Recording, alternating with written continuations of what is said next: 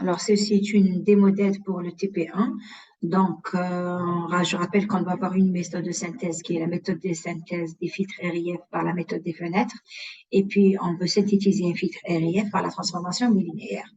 Alors, on va commencer par les premières instructions qu'on trouve dans un programme. Assez souvent, vous allez trouver import. Import, ça lui permet d'insérer dans son programme des bibliothèques préécrites, donc avec des fonctions qui vont vous servir par la suite. Par exemple, la bibliothèque NumPy, elle contient tout ce qui est calcul numérique, la bibliothèque. Alors, la librairie, c'est-à-dire ici, on n'a pas récupéré toute la bibliothèque, ça n'est pas juste celle qui contient les fonctions signal.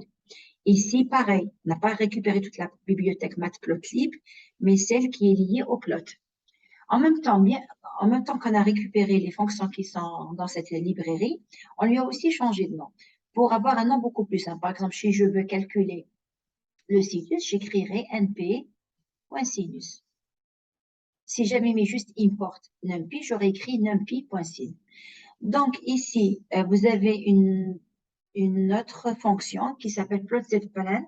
Alors en fait, dans cette librairie, vous avez une fonction qui s'appelle ZPlan qui va vous permettre de tracer les pôles et les zéros. Je n'ai pas trouvé l'équivalent sous Python. Donc en recherchant sur Internet, j'ai trouvé cette fonction auquel j'ai apporté des légères modifications. N'oubliez surtout pas que cette fonction, vous allez la mettre dans le même répertoire de travail. Regardez, ici, voici mon programme qui s'appelle TASTP numéro 1 démo. J'ai mis la fonction ZPlan ici, la voici. Tout comme quand vous voulez lire le son que je vous ai donné, que j'avais aussi envoyé par mail, vous devez le mettre dans le même répertoire que votre programme. Sinon, il faudra lui spécifier le chemin. Donc ici, alors, quand on veut générer un filtre, j'ai besoin du gabarit du filtre. J'ai besoin de savoir si c'est un passe bas, si c'est un passe haut, sa fréquence de coupure, sa fréquence d'échantillonnage, sa zone de transition. On appelle ces éléments les gabarits du filtre. Ici, voilà, donc ma fréquence de coupure, c'est 200. Ma fréquence d'échantillonnage, c'est 2000. La zone de delta F, c'est 100. N'oubliez pas qu'avec la méthode de fenêtre, l'étape 1, c'est de normaliser les fréquences. Ce qui signifie prendre les fréquences qui existent et les diviser par FE sur 2, ou bien multiplier par 2 et diviser toutes vos fréquences, multiplier par 2 et diviser par FE. C'est ce qu'on a fait ici. On a pris la fréquence de coupure normalisée, on a pris delta Fn normalisé. Quand je regarde ce filtre-là, on me dit que l'atténuation doit être supérieure à 20 dB. Je sais que la fenêtre rectangulaire a une atténuation en bande atténuée de 21 dB. Donc, en regardant le tableau, donc je sais qu'avec le tableau, j'ai donc pour un fenêtre rectangle, delta F normalisé vaut 1,8 sur n. Donc, si je veux extraire n, ce sera donc delta F 1,8 sur delta F, mais bien sûr normalisé. C'est ce qu'on a fait ici. Si ça avait été une fenêtre de Hanning, j'aurais fait 6,2 sur delta F. Hanning 6,6. Blackman, j'aurais écrit 11. Ensuite, rappelez-vous, on a dit qu'il y a des restrictions. Si vos n est pair, vous ne pourrez pas en faire un passe haut.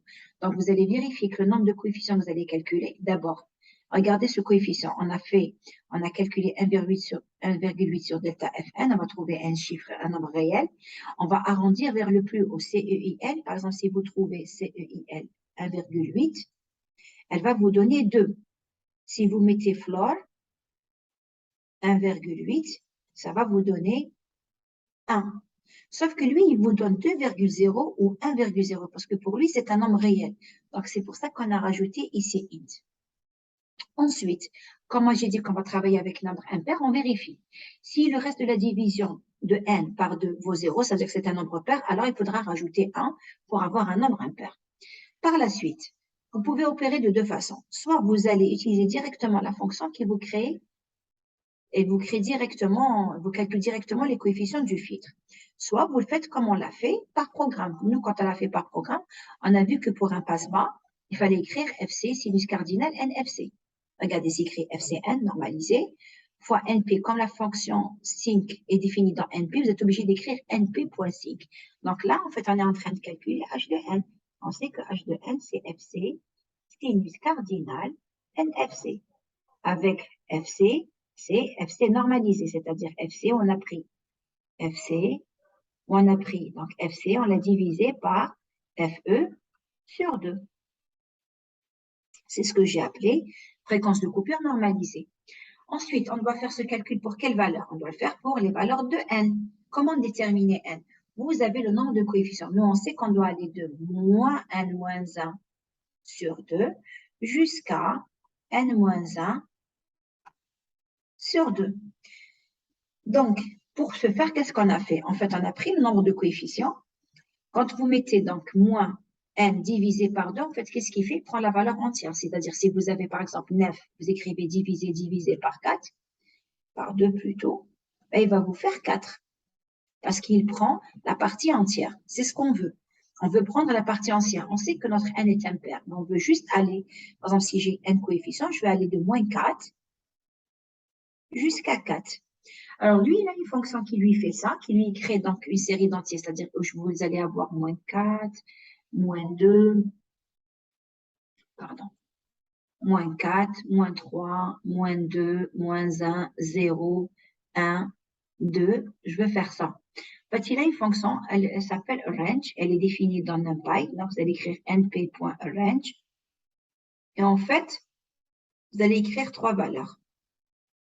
Alors, c'est quoi ces 3 valeurs que vous allez écrire? Là, c'est où est-ce qu'il commence, où est-ce que ça se termine, mais vous devez rajouter plus 1, parce que lui, quand vous lui mettez n, il va s'arrêter à n-1. Et là, c'est l'incrémentation. C'est-à-dire que si vous voulez, par exemple, compter de 6 à 10, mais en allant avec un pas de 2, ben vous écrirez 2 ici. Si vous n'écrivez rien, pour lui, l'incrémentation, c'est 1.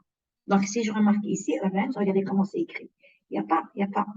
J'aurais dû écrire virgule 1. Je n'ai pas besoin de l'écrire. Pourquoi? Si vous n'écrivez pas, ça veut dire que c'est 1. Ça veut dire qu'il va compter de moins n sur 2 jusqu'à n sur 2. Mais regardez ce qu'on a mis ici. On a rajouté un 1. Parce que lui, automatiquement, lorsque vous mettez un range, par exemple, je vais écrire un chiffre ici. Je vais écrire de 2 à 8. Et bien, lui, il va commencer à 2. Il va faire 2, 3, 4, si vous n'écrivez rien du tout. 2, 3, 4, 5, 6, 7. Il va s'arrêter toujours un élément avant. Or, moi, je veux aller jusqu'à n sur 2. Donc, je dois mettre plus 1. Parce que comme ça, il va aller jusqu'à n coefficient sur 2. Ensuite, qu'est-ce qu'on doit faire? On doit calculer, donc, le sinus cardinal pour les valeurs de n. Ici, nombre de moins n sur 2 jusqu'à n sur 2. C'est n moins 1 sur 2 jusqu'à n moins 1 sur 2. De moins jusqu'à plus. Donc, je disais, ça va aller donc de n-1 sur 2 jusqu'à n-1, de moins n-1 sur 2 jusqu'à n-1 sur 2. Et on va calculer donc les coefficients, mes coefficients pour chacune des valeurs de n. Bon, je vais effacer tout ça, on va exécuter le programme et on va voir ce que ça va nous donner. Donc, on l'exécute. Avec l'exploiteur de variables, on va regarder ce que ça nous a donné. Donc, si je regarde ici, alors, avant de le faire, pour que je n'en mêle pas les pinceaux, parmi tous les fonctions ici, on va tout commenter.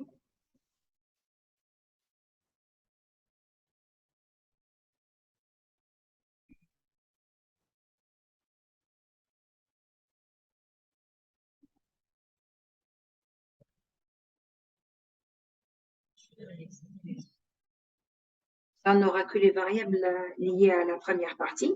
Donc, regardez déjà, on commence à faire nos vérifications. On vérifie donc que, alors si vous divisez 200 par FE sur 2, FE sur 2 c'est 500.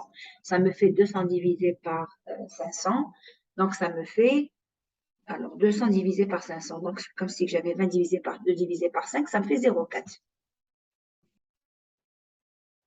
Pareil, si on regarde delta F, alors delta F c'est 100, 100 divisé par 500, ça fait donc le cinquième, et ça me fait 0,2.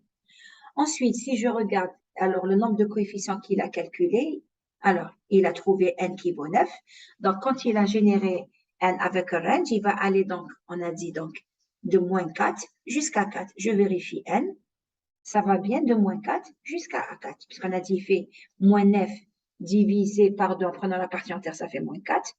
Et ici, on a écrit plus 1, donc ça vous fera 4 plus 1, ça fait 5. Mais on dit qu'il ne va jamais jusqu'au bout, il s'arrête juste avant. Effectivement, il va donc de moins 4 à 4.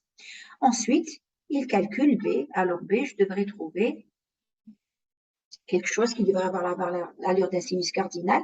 Je regarde la valeur milieu, c'est la plus importante. Ensuite, ça diminue. Ensuite, j'ai l'alternance négative. De toute façon, on va le vérifier directement en visualisant la réponse impulsionnelle et en visualisant la réponse en fréquence. Alors, comment que ça se passe? Alors, étape 1, alors visualiser la réponse en fréquence, ça veut dire juste dessiner P. Ça, je peux faire directement, mettons, plot ou stem P. Mettez plot, il va lier les points, vous mettez stem, il va vous dessiner des directs. Ensuite, pour trouver la réponse fréquentielle, rappelez-vous que là, on a les coefficients B. Nous, on sait qu'on doit avoir des BI et des AI, mais c'est un filtre RIF.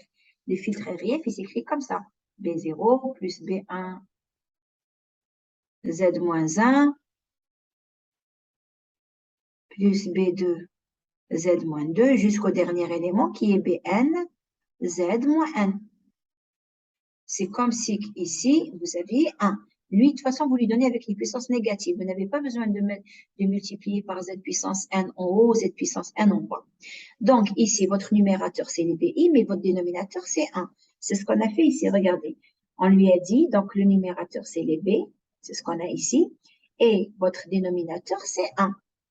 Alors, j'aurais pu écrire A, un array, on va le voir après, je vais écrire directement, voilà. J'aurais pu écrire A égale NP array 1. Il contient un seul élément qui est 1. Pourquoi? Parce que lui, FREC-Z, elle fonctionne pour les filtres RIF ou RI. Donc, vous devez lui donner les BI et les AI. Sauf que dans le cas des filtres RIF, j'ai un seul A0 et ce A0 vaut 1. Ensuite, ici, quand vous passez donc FREC-Z, elle vous fait ça. Donc, elle passe. C'est comme si qu'elle vous crée, elle passe de H de Z vers H de F en remplaçant F par exponentielle depuis J FTE. Sauf que pour tracer donc H de F, il vous faut plusieurs points de F. Il faut faire varier F sur le cercle. Rappelez-vous, c'est comme ça. Donc, nous, quand on détermine H de F, en fait, ici, tout le tour du cercle, c'est F, donc qui vaut FE. Ce point-là, c'est 0. Ça, c'est FE sur 2. Ça, c'est FE sur 4. Et lui, il a besoin, donc, pour trouver H de F, j'ai besoin quand même d'un minimum de points. Alors, n'oubliez pas que nous ne trace pas H de F, nous, on trace la TFT. On est en discret, on ne peut pas tracer quelque chose de continu. Sauf que quand vous allez joindre les points, vous écrivez plot, lui, il fait l'interpolation entre les points. Donc, on va calculer la TFT, c'est-à-dire que c'est rien que la discrétisation de la TFTD. D'accord? Donc, nous, c'est comme si on avait calculé H de F. Donc, lui, qu'est-ce qu'il fait? Au moment qu'il calcule donc, votre réponse en fréquence, il détermine l'axe des fréquences, il détermine la réponse en fréquence. Donc, ça, c'est l'axe des fréquences et ça, c'est H de F. Et vous devez, si vous voulez travailler avec votre fréquence d'échantillonnage, vous devez la lui spécifier. Ici, c'est Frequency Sampling. Donc, ici, elle vaut FE, qui vaut 1000. Et donc, qu'est-ce qu'on a fait ici? D'abord, on a tracé la réponse impulsionnelle avec plot.stem et on a tracé la réponse fréquentielle, mais regardez, on a écrit ABS, c'est-à-dire on est en train de tracer le module de H de F. Et on a, bon, vous pouvez c'est des artifices, on a mis un titre à l'axe des X, un titre à l'axe des Y. Ça, c'est pour la figure 1. Pour la figure 2, c'est la fameuse fonction que je vous ai dit de mettre dans votre répertoire, celle-ci. On lui demande, elle permet de calculer, les pôles et les zéros en ayant les BI et les AI, et ensuite et aussi de les tracer. Donc, la fonction Z pleine va vous tracer les pôles et les zéros. On va vérifier de suite les graphes qu'on a obtenus. J'exécute. Alors, on va on va effacer juste cette partie. Donc, en fait, regardez ce qu'on a mis ici, plot 2, 1. 2 veut dire, donc, il va y avoir 2 lignes, une colonne. Donc, 2, 1, pour dire 2 lignes, une colonne. Donc, le premier graphe, c'est ma réponse impulsionnelle. Regardez, je reprends l'explorateur des variables ici.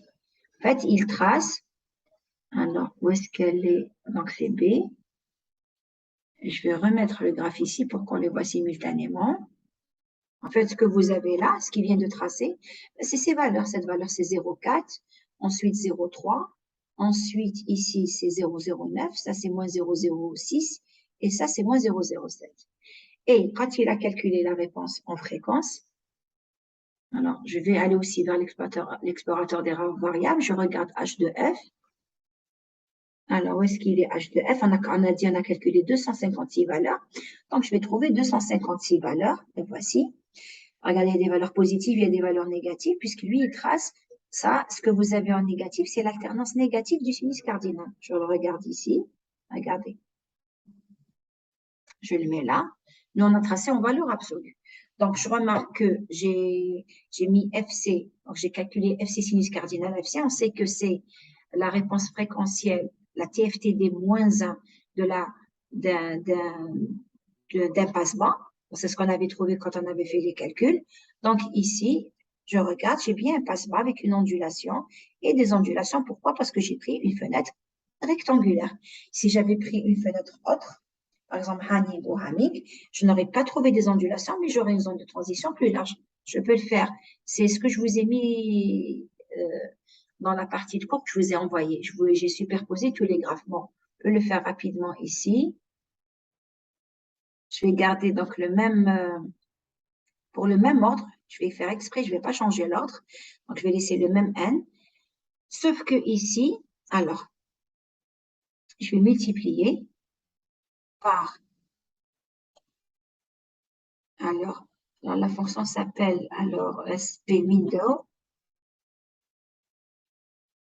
Donc, je vais multiplier par sp.window.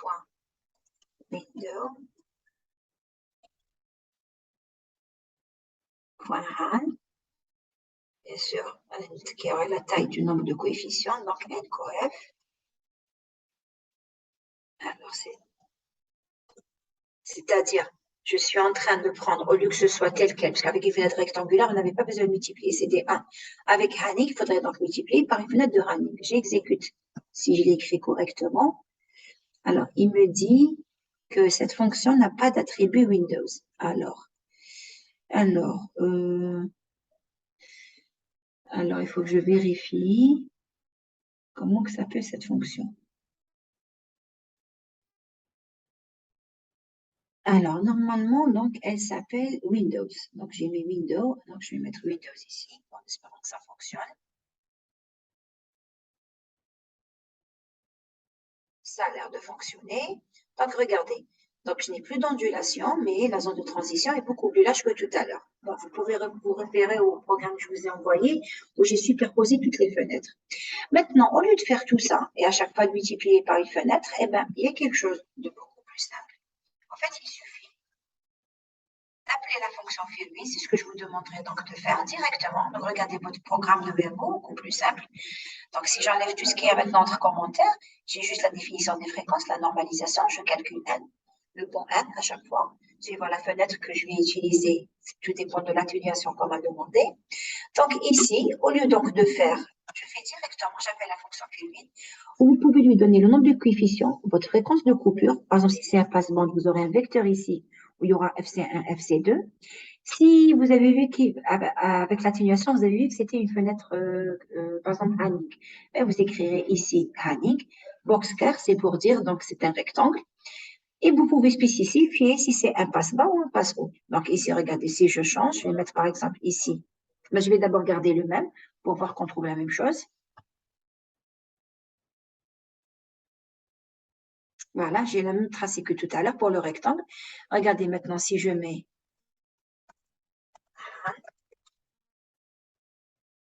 je vais avoir le tracé que j'ai eu tout à l'heure en modifiant la fenêtre. Voilà. Plus d'ondulation, mais ils ont de transition beaucoup plus large. Si vous mettez ici, au lieu de mettre low pass, vous mettez high pass.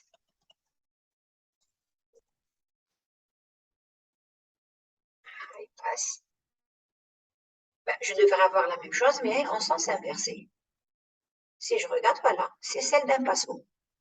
Si vous avez besoin de faire un passe-bande, eh ben vous aurez deux fréquences. Une première fréquence, alors je vais mettre ici, par exemple, alors je vais mettre crochet, crochet. Par exemple, je vais prendre FCN, puis un truc à 400. Je vais faire un passe-bande de 200 à 400, donc je vais mettre plus 200 ici. J'aurais pu écrire FC1, FC2, d'accord, mais je ne voulais pas. Donc ici, je vais écrire alors bandpass. Je vais regarder. Bon, je vais prendre quand même un N beaucoup plus grand que ça. Le N avec lequel je suis en train, donc, bon, pas grave, on va laisser, on va voir ce que ça donne, sinon je vais changer le N.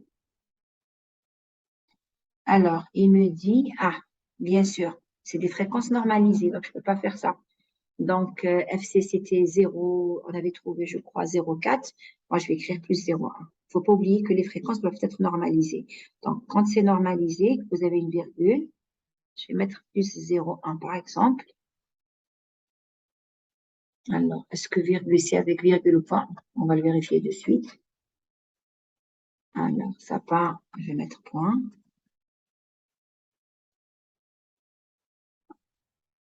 Je regarde s'il m'a fait un password. Voilà, j'ai bien un password. Donc, ici, en ayant écrit, alors, donc, n'oubliez pas que vous devez travailler avec des fréquences normalisées. Maintenant, donc ça, rappelez-vous, ça, c'est pour tracer H de F, enfin, pour calculer H de F. Vous tracez la valeur absolue de H de F. Si jamais vous avez besoin de le faire en dB, eh bien, il faudra appeler la fonction NP. Alors, point log 10. Si je dois tracer en dB, je mettrai log 10. Alors, je rajoute une parenthèse et je n'oublie pas de multiplier par 20. Donc là, 20 étoiles. Alors, normalement, comme ça, vous allez le tracer en dB. C'est tout ce qu'il faudra changer. Je le fais. Je vérifie si ça marche. Voilà, il me l'a tracé en décibels. Pour bien le vérifier, je vais le prendre pour la première fois, toujours avec FC. Alors, FC, on va faire même la lecture pour voir si c'est pour une fenêtre running. Ça devrait être moins 41 dB. 44, je crois. Alors, là où passe, je vérifie ici. J'exécute. Alors, qu'est-ce qu'il me dit? Alors, non, il n'y a pas eu de bug. Donc, qu'est-ce que j'ai dit? Alors, j'ai dit log 10, MP. Peut-être pas. Alors, s'il me dit que ma fonction, alors, invalide cutoff frequency, alors pourquoi?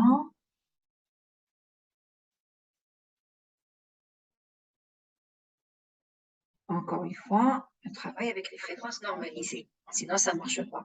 FCN, j'ai effacé le N. Très bien. Donc, normalement, si j'exécute, ça devrait fonctionner et il devrait me donner un tracé en dB. Je regarde.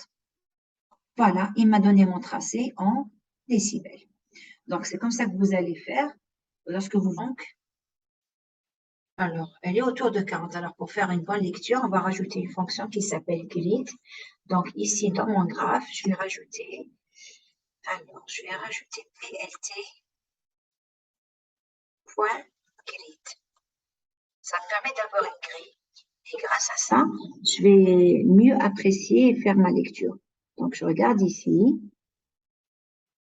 On voit bien qu'elle est autour, donc, c'est un petit peu plus grand que 40, parce que moi, je crois qu'on trouvait 44. Et pour une fenêtre rectangulaire, on est censé trouver, pour une fenêtre rectangulaire, on doit trouver 21. Donc, je rétablis ici, boxcar, et je regarde si je trouve 21. Je fais ma lecture, voilà. Là, c'est à peu près, c'est 20. D'accord? On dit que c'est pratiquement indépendant de 1. Si vous prenez un tout petit peu plus grand, vous allez trouver à peu près 21. Donc, voilà pour la mise en œuvre d'un filtre RIF en utilisant la méthode des fenêtres. Donc, vous voyez qu'il n'y a pas grand-chose. Donc, vous devez spécifier les gabarits de votre filtre. Donc, vous avez des variables qui contiennent ce gabarit, c'est-à-dire spécifier la valeur de FC, de FE, de delta F, normaliser vos fréquences, calculer le nombre de coefficients en utilisant la bonne formule, ensuite générer votre filtre. N'oubliez pas que il faut vérifier que vous avez un nombre de coefficients impair. Tout le reste, ça c'est de la visualisation. Votre filtre est là. Vous avez généré vos BI. Là, c'est juste pour visualiser donc ma réponse intuitionnelle, ma réponse en fréquence et le tracé des pôles et des zéros. On va passer maintenant à la transformation bilinéaire. Donc, je fais tout ça. Je vais alors le commenter. Est-ce que je redéfinis mes fonctions? Je vais laisser, je vais rien laisser, parce que je redéfinis pour la méthode de la transformation bilinéaire. Cette fois-ci, on va décommenter ça.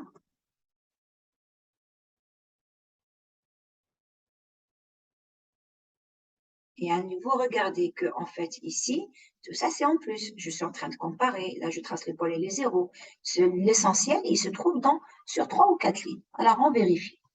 Alors, première chose, on a donc notre FC. Je vais l'appeler FC, ce qui vaut donc 200 Hz. FE qui vaut 1000 Hz. Rappelez-vous, dans la méthode de la transformation bilinéaire, en fait, on va faire 2 choses. Première chose, c'est qu'on doit calculer la pulsation analogique parce qu'elle est différente de la pulsation numérique. Donc, la pulsation analogique, c'est 2 sur TE, tangente, pi Fn sur Fe. Je regarde où est-ce que j'ai fait ça. Ben, j'ai fixé ici le nombre n, l'ordre du filtre, j'ai pris 6. Vous n'avez pas besoin d'un ordre aussi élevé pour atteindre une zone de sélectivité importante, parce que vous avez des pôles et des zéros, avec un filtre RII. Donc, vous n'avez pas besoin d'un ordre élevé, un ordre assez faible pour vous donner le gabarit que vous souhaitez. Alors, regardez, je regarde ici, 2 fois FE, oui, parce que 2 sur TE, c'est comme si j'avais fait 2 fois FE, tangente de quoi? Pi Fn fois FE, pi fois FC sur FE. Ma fréquence, quand je dis ici Fn, c'est ma fréquence numérique.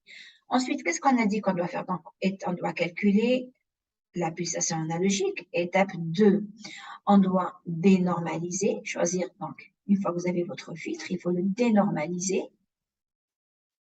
Ça veut dire quoi dénormaliser? Ça veut dire que, parce que tous les filtres sont donnés pour un passe-bas et avec une pulsation de 1.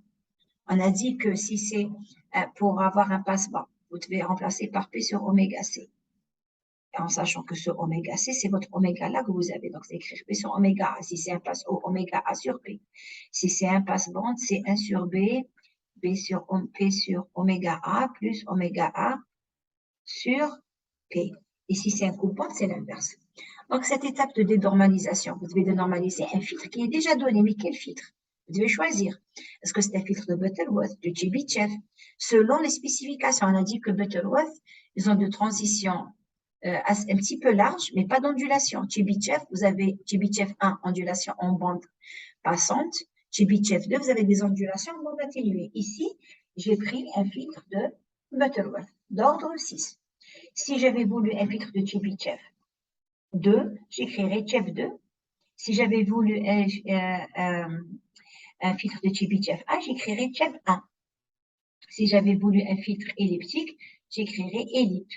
Alors, remarquez, à chaque fois, ça se termine par AP. Donc, on est en train de terminer la formule, la réponse transformée de la place d'un filtre analogique. Maintenant, on a dit donc, je dois dénormaliser. Alors, comment il dénormalise? En fait, c'est des fonctions qui sont préécrites. Vous n'allez pas vous faire ces remplacements. En fait, quand il veut dénormaliser un passe-bas en passe-bas, il écrit LP to LP, low pass to low pass. Si c'est un pass haut, low pass to high pass, un pass band, low pass to band pass. Si c'est un coupe band, c'est low pass to band stop. Donc, selon ce que vous voulez, vous allez dénormaliser. Donc, je rappelle, je reprends. Ici, c'est les fréquences. Ça, c'est Fn. Je l'ai appelé FC. J'aurais pu, dans le cours, on a appelé Fn, la fréquence numérique. Vous avez besoin d'une fréquence d'échantillonnage. Vous avez besoin de calculer la pulsation analogique parce qu'on a dit qu'il y avait une déformation. Donc, du fait qu'on approximé Z par 2 sur TE, 1 moins Z moins 1 sur 1 plus Z moins 1, c'était l'approximation de Laurent aux alentours de 1. On avait négligé les autres paramètres, donc on avait vu on avait démontré que le lien entre pulsation analogique et fréquence numérique était le suivant. Donc, j'ai l'ordre de mon filtre, je dois calculer oméga A. Ensuite, je dois choisir un filtre. C'est celui-là que vous allez dénormaliser. On a dit, on transforme un filtre analogique existant. Donc, choisissez, suivant vos spécifications, Butterworth, Chebyshev ou elliptique. Ensuite, alors, il y a une petite étape ici qu'on n'a pas vue en cours, c'est parce que sous Python, en fait, quand vous créez votre filtre, nous, à l'habitude d'écrire un filtre, on a donc 1 sur quelque chose ici. Lui, quand il vous donne son filtre, il vous donne sous forme de compositions en éléments simples, c'est-à-dire il vous donne quelque chose comme ça. Alors, c'est des pôles et des zéros. Il va vous donner une décomposition en éléments simples de plusieurs. Alors, P moins P1 plus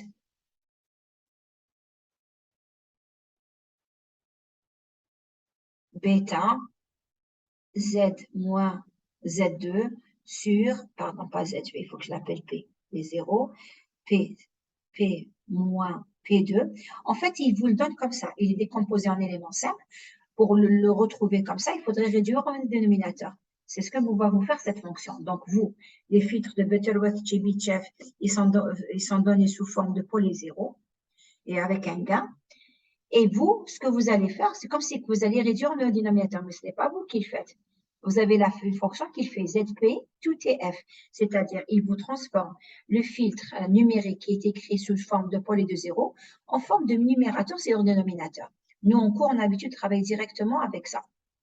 Bien, ensuite, on a dit qu'est-ce qu'on doit faire? On doit dénormaliser parce que ce filtre est donné pour un passe-bas, une pulsation de 1.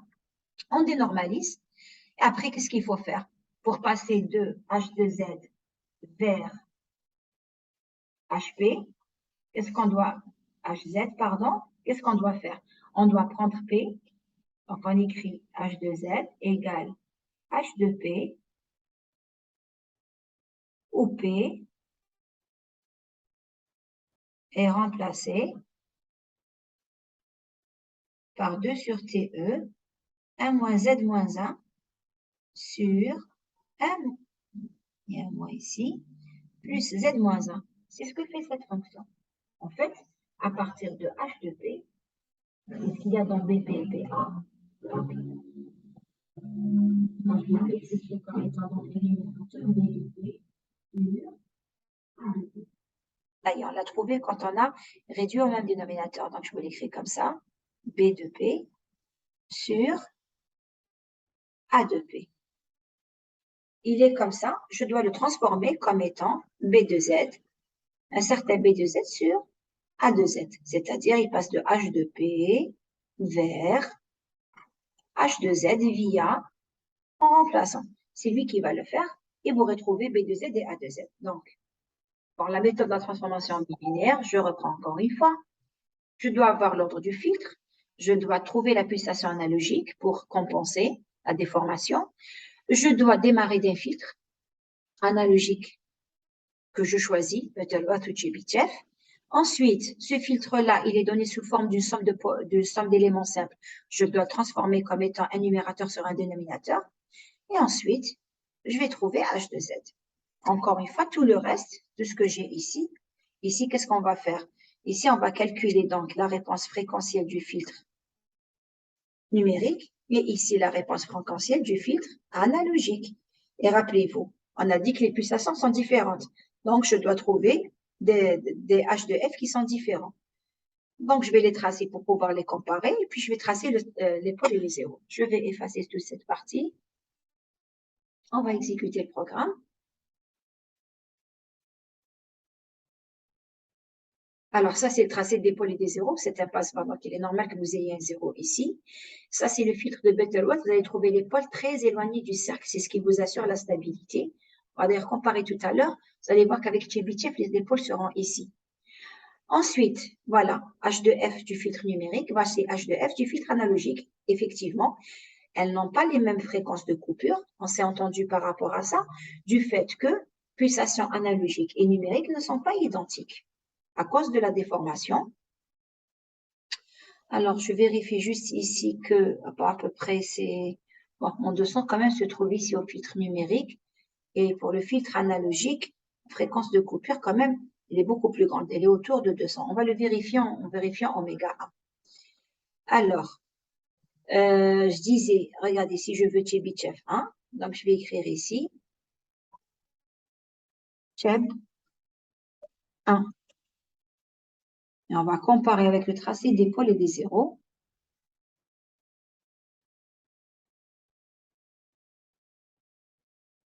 Ah oui, bien sûr. Quand vous faites Cheb 1, comme il a des ondulations, dans ses paramètres, il va vous demander, alors je vais l'écrire ici, je vais mettre le curseur là, j'ai besoin de l'atténuation en bande, alors Cheb 1, il a des ondulations en bande passante, donc j'ai besoin de RP.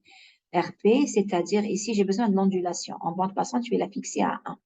Donc ici, je reviens là, et je vais écrire ici, virgule, 1. Si ça avait été Chebyshev, il y a des ondulations en bande atténuée, donc il faudrait lui donner 40. J'exécute. Regardez, les pôles, ils sont beaucoup plus proches du cercle. Et si je regarde Chebyshev, on a dit, puisqu'on a pris Chebyshev 1, on a donc des ondulations en bande passante. Mais regardez la descente, la sélectivité est beaucoup plus intéressante puisque ça descend rapidement. Ça descend beaucoup plus rapidement que celui de Butterworth. Alors, qu'est-ce que je voulais? Alors, très bien. Alors maintenant, supposons que je veuille, le n, je veux le calculer, c'est-à-dire je veux le calculer suivant les spécifications du filtre. C'est-à-dire, moi, je vais lui donner un filtre et je vais lui dire, je veux cette zone d'atténuation, je veux telle atténuation en bande atténuée, telle atténuation en bande passante, et je lui donne la zone de transition et à lui de calculer le n. Donc, regardez ce que je vais faire ici. Je vais enlever tout ça. En fait, je vais calculer le bon ordre. C'est plus moi qui vais fixer l'ordre, et c'est lui qui va me le calculer. Rappelez-vous des formules. Quand vous devez calculer l'ordre, que ce soit avec Butterworth ou avec Chebyshev, vous avez besoin de la pulsation en bande passante, de la pulsation en bande atténuée, de l'atténuation en bande passante, de l'atténuation en bande atténuée. Là, j'écris Fs égale Fe pour lui dire que c'est un filtre numérique. Donc, ici, alors, qu'est-ce que j'ai pris comme atténuation, la pulsation? La pulsation, je vais la noter ici. En fait, qu'est-ce que j'ai pris? J'ai pris Fc qui vaut 300. Donc, je sais que la fréquence de coupure, quand je fais, on va prendre un filtre comme ça. Donc, je sais que Fp est un peu avant Fc et Fa est un peu avant la fréquence de coupure. Fc se trouve au milieu. Donc, qu'est-ce que j'ai fait? J'ai pris FP, j'ai pris FC moins 5 Hz, j'ai pris FA, FC plus 5 Hz après. Donc, j'ai fixé une atténuation en bande passante de 1 dB, en bande atténuée de 40. Puis, j'ai calculé, donc il a besoin des pulsations analogiques et pulsations analogiques de la passante et atténuée. Donc, c'est tout simplement, pour calculer oméga à leur passante, donc il faut faire juste 2π fois FB pour calculer oméga en bande atténuée. Donc, pour la bande atténuée, c'est 2π fois FA. C'est ce que j'ai fait ici. J'ai multiplié par FA. Ici, j'ai multiplié par FB. Et puis, j'ai appelé la formule. Il a des formules. En fait, pour un filtre de Butterworth, vous avez les calculs Butterworth. Pour un filtre de Chebyshev, ce sera Chebyshev. Donc, je le rétablis comme c'était ici, puisque je suis en train de calculer pour un filtre de Butterworth. Et je vais voir ce qu'il va me donner. Butterworth. Je ne me suis pas trompée, ça s'écrit Butterworth. Donc ici, alors, donc ça, j'avais fixé n à 6. Maintenant, ce que je suis en train de faire, c'est qu'il calcule le bon n. Donc, je vais exécuter le programme et on va voir ce qu'il va nous donner. Alors, Butterworth, bien sûr, le filtre de Butterworth n'a pas d'ondulation, ni en bande atténuée, ni en bande passante. Donc, il n'a pas besoin d'argument. Alors, qu'est-ce qu'il me dit? Il me dit que, alors, filtre analogique sous forme de pôle. Il me dit, alors, design, non, je n'arrive pas à situer où est l'erreur ici. Donc, dans Butterworth, il y a quelque chose qui ne va pas. Alors, on va vérifier d'abord est-ce qu'il a calculé N. Il a trouvé N. Ah, très bien. Alors, parce que lui, il vous calcule toutes les pulsations. Ici, N, je dois rajouter une variable. Je vais l'appeler, je ne sais pas, S. En fait, il calcule les fréquences. C'est-à-dire, il vous calcule toutes les fréquences et toutes les pulsations, pardon, pas les fréquences par rapport à l'axe des fréquences. Il calcule un vecteur supplémentaire dont je ne vais pas me servir. C'est pour ça que ça n'a pas fonctionné, parce que pour lui, c'est un tuple. Alors, un tuple en Python, donc il a trouvé l'ordre du filtre 14, mais là, en plus, il m'a calculé aussi une autre valeur. Alors, c'est quoi mon 232? Ah, il m'a calculé la fréquence de coupure. Voilà, il m'a calculé. C'est la fréquence de coupure en analogique. Il a trouvé 232. C'est pas l'axe des fréquences. Donc, ça, c'est bon. Je vais réexécuter et ça devrait fonctionner. Je regarde, on va effacer ici. Alors, et on va commenter ensemble. Alors, donc, il m'a calculé ce N, donc pour avoir une certaine atténuation en bande atténuée, en bande passante, et il m'a déterminé effectivement, donc à peu près sa fréquence de coupure. Il me dit que c'est, ah oui, c'est plutôt ça. Donc, la fréquence de coupure à 0,5, ça devrait être 232. Ça, voilà, c'est situé ici. Il m'a situé la fréquence de coupure. Donc, voilà, pour, si vous souhaitez donc calculer vous-même l'ordre du filtre en tenant compte des spécifications de votre filtre. Là, j'ai pris une zone de transition de 10 Hz. Donc, j'ai pris, c'est-à-dire une zone de transition très étroite. C'est pour ça qu'il a trouvé donc un N qui vaut, regardez maintenant votre N, on a séparé avec la pulsation, il a trouvé un N qui vaut 14. Si je prends maintenant, je prends une zone de transition un peu plus large, logiquement, voilà, je lui permets une zone de transition plus large.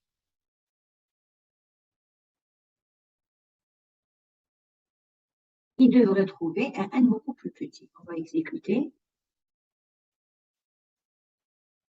On va regarder l'explorateur de variables. Alors, combien il a trouvé N? Voilà, il a trouvé N qui vaut 7. Plus vous avez plus N est grand, plus la zone de transition sera étroite. J'ai pris une zone de transition beaucoup plus large, donc il m'a donné un N beaucoup plus petit. Voilà pour la synthèse des filtres par la transformation bilinéaire. Maintenant, si je reviens au TP, à ce que je vous ai demandé de faire, donc à vous de spécifier de donner les spécifications qui ont été imposées dans l'exercice et à vous donc, de générer vos filtres. Mais dans tous les cas, ce sera Firmin pour la méthode des fenêtres et ce sera donc toutes ces étapes, d'accord? Dénormalisation, calcul de la pulsation. D'abord, calcul de la pulsation analogique, ensuite dénormalisation de votre filtre, ensuite application de la transformation bilinéaire. Je reviens maintenant à ce que je vous ai demandé de faire. Alors, ça, je n'ai pas, je suppose. Alors, à faire en TP, donc je vais juste décommenter ça. Alors, n'oubliez pas que votre phrase, elle doit se trouver dans le même répertoire, sinon ça ne va pas fonctionner, ou bien il faudra lui indiquer le chemin. Donc, en fait, c'est le même programme avec Zplan. J'ai rajouté juste une fonction qui s'appelle SND de Sound Device. Ça vous permet donc d'écouter le son. Et celle-ci, WaveFile, ça vous permet quand il y a une fonction Wave, avec des sous-fonctions qui lui permettent d'écrire et de lire un fichier audio. Donc, si j'exécute maintenant, donc, qu'est-ce qui s'est passé ici? Il a eu la phrase. Il lit en même temps, elle contient la fréquence d'échantillonnage. La phrase est dans X. Je lui ai mis SoundPlay X, FE. Regardez, on va faire un petit divisé par 2. Si vous l'écoutez pas à la bonne fréquence d'échantillonnage, vous allez trouver un truc peut-être beaucoup plus rapide ou beaucoup plus lent. Logiquement, j'ai divisé la fréquence par 2, donc j'ai un truc beaucoup plus lent, parce que j'ai pris une fréquence beaucoup plus petite. J'ai pris une fréquence dans les graves. Si je mets par exemple x2, bon, je ne sais pas si ça va marcher. Si je mets x2, ça devrait être beaucoup plus aigu. Vous avez vu comme c'est rapide? Parce que j'ai pris un truc beaucoup plus, je suis partie plus vers les hautes fréquences. Je rétablis tel que c'était. Ensuite, ici, quand vous voulez le pas d'échantillonnage, donc c'est 1 sur FE, vous devez, vous devez connaître la taille de votre signal. Donc, vous le faites avec la fonction len. Len X vous donne la taille de votre signal. On peut voir X ici, combien de valeurs il contient. Alors, X contient quand même 45 731 valeurs. Donc là, vous donne la taille. Je veux créer l'axe des temps, parce que là, je veux l'axe des temps. Donc, j'utilise la fameuse fonction arrange. Arrange de 0 à n. Alors, ne vous y trompez pas. Arrange de 0 à n, elle va aller de 0 à n-1. On a dit qu'il prend la première valeur. Il va aller jusqu'à celle-ci, moins 1. Donc, de 0 à n-1, j'ai n valeurs. Mais j'ai un pas de TE. Donc, il va créer 0, TE, ensuite 2 TE, 3 TE, jusqu'à n-1 TE.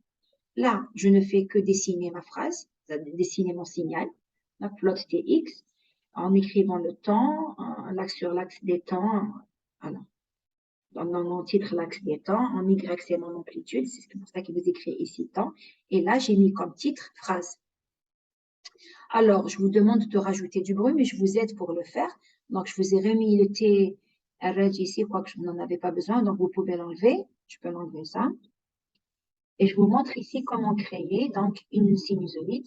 Et quand vous voulez rajouter un signal à un signal, donc n'oubliez pas que la sinusoïde doit avoir la même taille que le signal original. C'est pour ça qu'on a pris le même temps. Vous mettez X plus B. Une fois que vous avez rajouté votre bruit, vous allez l'écouter. Écoutez quoi? Le nouveau signal bruité. Mais n'oubliez pas que lui, c'était des valeurs entières. Si vous regardez, alors je vais vous le montrer ici.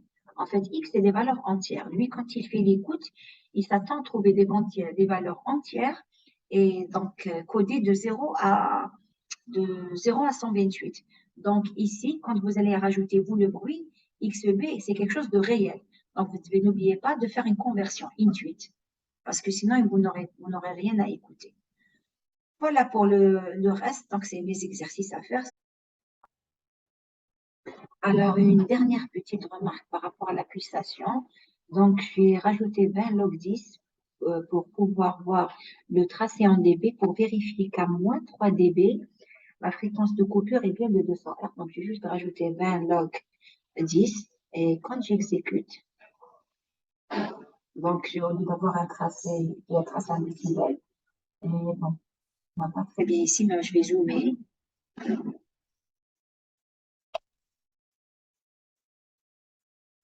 Et je vois qu'à moins 3 dB, regarde, à moins 3 dB, effectivement, j'ai bien 200 Hz. Donc, il m'a placé la fréquence de coupure à moins 3 dB, elle est bien à 200 Hz. Donc, c'est ce que je voulais.